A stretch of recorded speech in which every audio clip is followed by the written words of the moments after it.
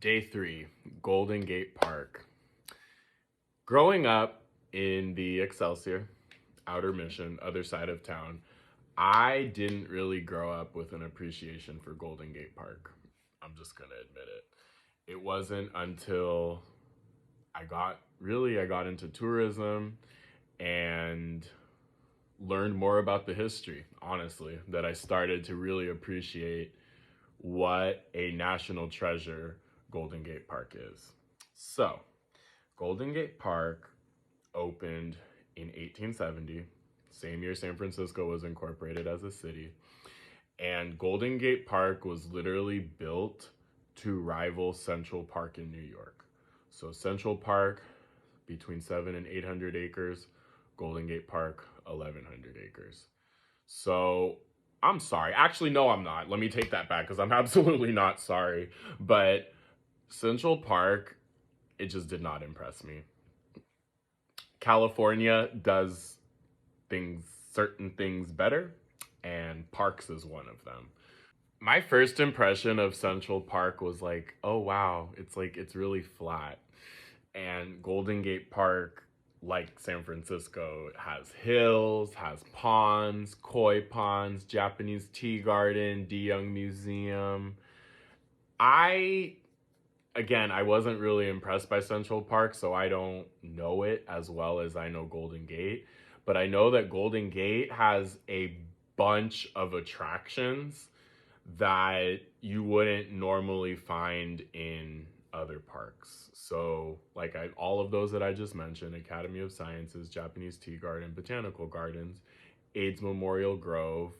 There's I don't know how many bodies of water that there's waterfalls, um, literally endless hiking trails, endless trails that you can get lost in. They've also revamped certain parts of Golden Gate Park to make them like skater friendly, pedestrian friendly. Golden Gate Park geographically sits between the Sunset and the Richmond district, and lengthwise, the back of it is Ocean Beach. Ocean Beach with the windmills.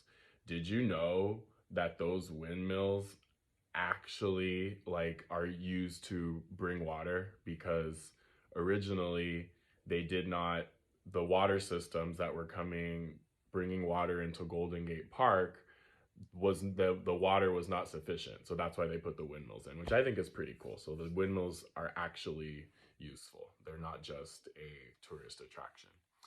But anyway, that's a little bit about Golden Gate Park. I would highly recommend checking out Golden Gate Park if you come and visit San Francisco.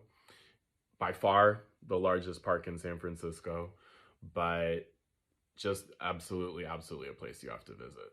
So the other attractions that are really close by are like Haight-Ashbury. Haight-Ashbury actually is on the one end, the end opposite Ocean Beach. Again, so Golden Gate Park is massive. So Haight-Ashbury, the Conservatory of Flowers, which has flowers and plants from all over the world.